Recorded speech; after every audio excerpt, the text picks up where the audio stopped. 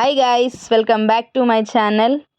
ఈరోజు మనం చెప్పుకోబోయే టాపిక్ వచ్చేసరికి C programming language as per R23 regulation JN2Kలో మనము మెమరీ ప్రోగ్రామ్ కౌంటర్ గురించి చెప్పుకుందాము. ఈ వీడియో కనుక మీరు ఫస్ట్ టైం చూసినట్లయితే పాస్ట్ వీడియోస్లో నేను ఈ మిగతా వీడియోస్ అనేవి దీనికన్నా ముందు టాపిక్స్ అనేది ఎక్స్ప్లెయిన్ చేయడం జరిగింది, చెక్అవుట్ చేయండి. ఈరోజు వచ్చేసరికి మెమరీ ప్రోగ్రామ్ కౌంటర్. ఈ సి లాంగ్వేజ్లో మెమరీ ప్రోగ్రామ్ కౌంటర్ అనేది ఎక్స్ప్లిసిట్గా రిప్రజెంటేట్ చేయండి హార్డ్వేర్ లెవెల్. ఇది కంప్యూటర్ ఆర్కిటెక్చర్, దీని యొక్క కంప్యూటర్ ఆర్కిటెక్చర్ అనేది అబ్స్ట్రాక్షన్తో రిలేటెడ్ అయి ఉంది. So in the C language, the concept of memory program counter is not explicitly represented as it is a hardware level abstraction related to computer architecture. However, in programming, you might encounter the concept of a program count or instruction pointer which is somewhat related. For instance, you may use a variable to keep track of the counter position within an array or a sequence of instruction. ఈ memory program counter means ఇప్పుడు మనము ఒక యారే తీసుకున్నట్లయితే ఆ యారేకి certain ఇన్స్ట్రక్షన్స్ని follow అవుతూ ఆ ఒక variable ఒక కరెంట్ పొజిషన్ని చెప్పేదాన్ని మెమరీ ప్రోగ్రామ్ కౌంటర్ అంటారు. దీన్ని మనం ఒక ప్రోగ్రామ్ ద్వారా తీసుకుందాము.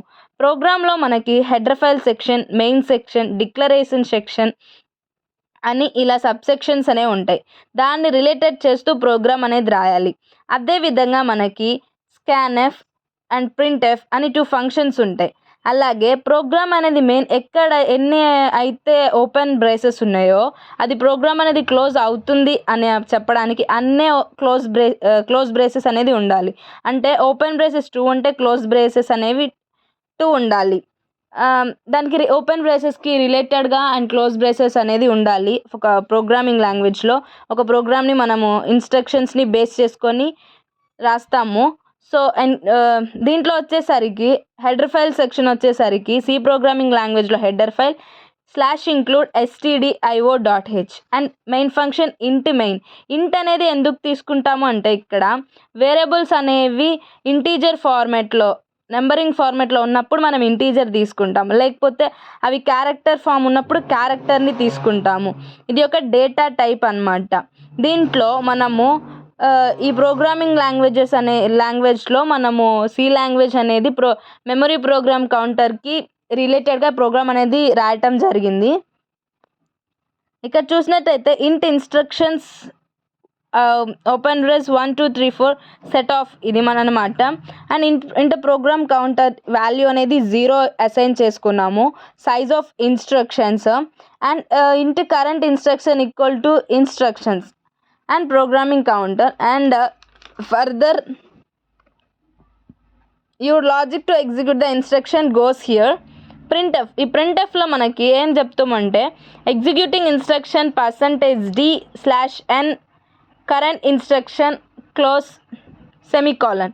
దీంట్లో మనం సెమీకాలన్ అనేది ఎందుకు ఇంక్లూడ్ చేస్తామంటే సెమీకాలన్ ఇంక్లూడ్స్ అక్కడితో లైన్ అనేది క్లోజ్ అయింది అని చెప్పడానికి మనము సెమీకాలన్ అనేది ఇండికేట్ చేస్తాము. దీంట్లో ఇంక్రిమెంట్ అనేది ఆపరేటర్ యూస్ చేసాము. ఇంక్రిమెంట్ ఆపరేటర్ అంటే మనము ఇంక్రీజ్ చేయడం, అలా డిక్రిమెంట్ అంటే డిక్రీజ్ చేయడం. ఫైనల్గా రిటర్న్ 0 అని చెప్పేసి క్లోజ్ చేసేస్తాము ఫంక్షన్ని. సో ఇదొక simple example and basic example for the memory program counter. ఇదేం చేస్తుందంటే the simple example illustrated a basic program flow control mechanism somewhat resembling the concept of a program counter in a more abstract way. Remember, in low-level programming, this kind of abstraction is handled by the hardware and you typically don't directly manipulate a program counter like this in high-level language like C.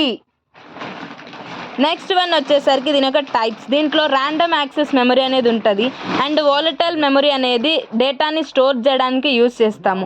And machine code అనేది ఒక currently execute చేసే ప్రోగ్రాంలో ఉంటుంది and అది కంప్యూటర్తో proceed అవుతుంది. దీంట్లో program counter and instruction pointer అనేది 2 ఉంటాయి. దీని యొక్క అడ్వాంటేజెస్ వచ్చేసరికి sequential execution, control flow, abstraction. Disadvantages వచ్చేసరికి lack of direct control, potential for bugs, portability issues. ఇది మనకి హోల్ థర్డ్ కాన్సెప్ట్ అనమాట memory program counter. I hope అందరికీ అర్థం అవుతుంది అనుకుంటున్నాను. అండ్ ఈ వీడియో మీకు హెల్ప్ అవుతుంది అనుకుంటున్నాను. అండ్ నెక్స్ట్ ఏంటి అంటే అందరూ ఇంపార్టెంట్ క్వశ్చన్స్ అడుగుతున్నారు. సో నేను ఈ యూనిట్ అయిపోయేలోపు నేను మీకు ఇంపార్టెంట్ క్వశ్చన్స్ అనేది ప్రొవైడ్ చేస్తాను. బట్ నేను నా తరపున పదే పదే చెప్తున్నాను, ఇంపార్టెంట్ క్వశ్చన్స్ని బేస్ చేసుకొని ఒక బేసిక్ లైక్ ఏదో ఒక కీ కాన్సెప్ట్ లాగా చూసుకోండి తప్పితే ఇంపార్టెంట్ క్వశ్చన్సే లైక్ అదే చదివి అదే ఎగ్జామ్లో రాస్తాం, అదే ఎగ్జామ్లో వస్తుంది అన్నది మాత్రం పాసిబుల్ అవ్వదు. జస్ట్ ఒక రిఫరెన్స్గా పెట్టుకోండి ఇంపార్టెంట్ క్వశ్చన్స్ అనేవి. నేను ఈ యూనిట్ అయిపోగానే మీకు ఇంపార్టెంట్ క్వశ్చన్స్ అనేది ప్రొవైడ్ చేస్తాను. ఐ హోప్ మీ అందరికీ అర్థమైందని అనుకుంటున్నాను. Thank you.